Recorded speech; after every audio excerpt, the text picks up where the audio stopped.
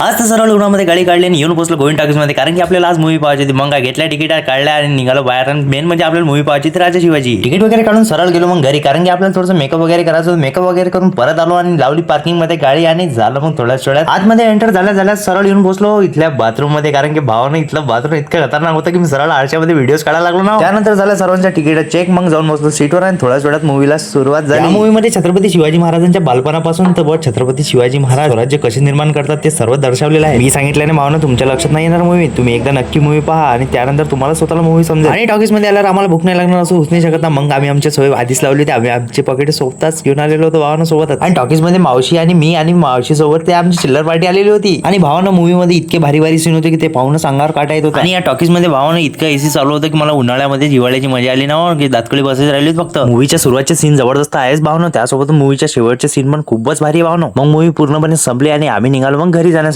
भावानं नुकताच आता राजा शिवाजी चित्रपट पाहिला आम्ही आणि खरंच इतकं प्राऊड फील होते ना महाराजांची कीर्ती पाहून. खरंच खूपच खतरनाक सीन आहे, एक नंबर. तुम्ही एकदा नक्की पहा राजा शिवाजी मूवी.